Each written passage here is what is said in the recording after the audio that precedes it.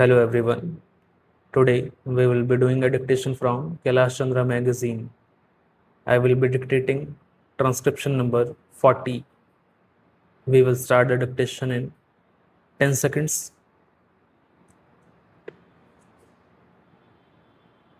5 seconds to go. Start. It was suggested by the Commission that there should be a separate department for the scheduled tribes. This matter was considered in the conference, but it was generally felt that if the scheduled castes and the scheduled tribes are separated to be dealt with by different departments, there will be a good deal of duplication of work because two sets of officers will have to traverse the same area and more or less consider the same problems. It was therefore the unanimous opinion of the Conference of State Ministers that one department should deal with the problems of the scheduled castes and the scheduled tribes, and it was also agreed that there should be a separate directorate or the same. If there is a separate directorate, then it can concentrate on problems concerning the scheduled tribes. It was also suggested that this directorate will have to be set up in all the states and especially in states where the population of the scheduled tribes exceeds 1 million should also look after the work relating to the denotified and the nomadic tribes, in addition to, as I said, the work relating to the scheduled tribes. The conference was in favor of having tribes advisory councils to advise on the protection and development of the scheduled tribes in all the states and union territories, whether they have scheduled areas or not. The House, I am sure, is aware that there are scheduled areas and non scheduled areas.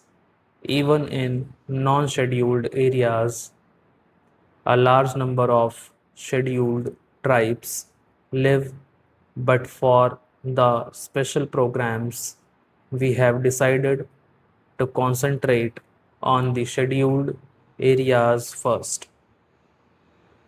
I shall come to that point later on, but I am merely mentioning that the scheduled tribes live both in scheduled areas and in non scheduled areas. It was decided that wherever at present there is a combined reservation in the services for the scheduled castes and the scheduled tribes, separate percentages of reservation should be fixed by the state governments, and it was agreed that the state governments would instruct all local authorities like municipalities, panchayat samitis, zilla parishads, etc., to follow the policies laid down by them in regard to the representation of all scheduled tribes in the services. It was decided to have a small committee of officials from the tribal welfare department and the different departments at the state level to ensure coordination. The conference also agreed that there should be a section under the Chief Secretary for evaluation of the tribal welfare program. If all these and other decisions taken at the conference are implemented with speed, as it is hoped they will be, there will be considerable improvement of the conditions which exist at present. I also want to mention, Madam, that we were told in the conference that this work was going to be entrusted to the Jilla Parishads and Panchayats, and some of the schemes which have to be implemented in the rural areas will be executed by the Panchayats and the Zilla Parishads. Well, I welcome this suggestion, but I only wanted to caution the district authorities and the state governments not to leave everything to the Zilla Parishads and Panchayats and have no supervision and watch over their work. My fear is that because this will be a new work for them, they may not be able to bestow enough attention to the problems or the schemes concerning the scheduled tribes. They will have many other things to do.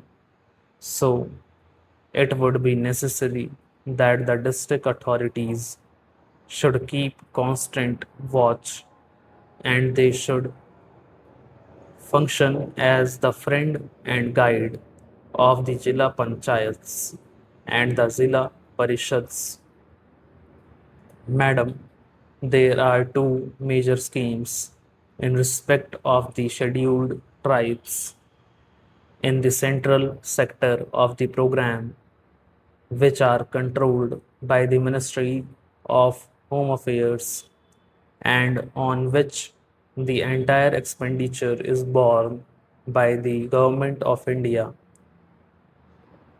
There are the scheme of tribal development blocks and the scheme relating to promotion of the cooperation among the scheduled tribes, particularly in the form of forest laborers, cooperative societies, and labor contract societies.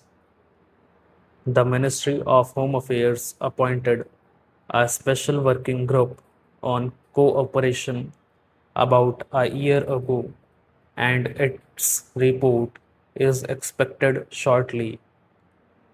That group will make detailed recommendations regarding the organization and structure of the society and other matters pertaining to the cooperative movement in areas predominantly inhabited by the scheduled tribes.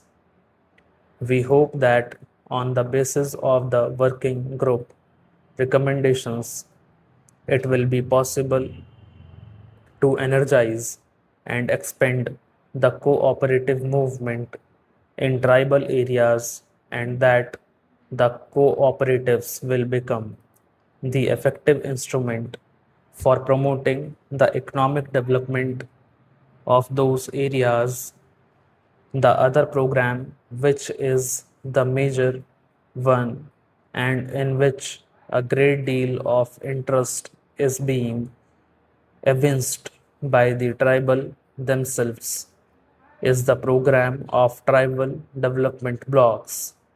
The Commission have recommended that all the tribal areas, whether they are scheduled areas or not, with a concentration of tribal population exceeding 50% should be brought under the tribal blocks. Stop.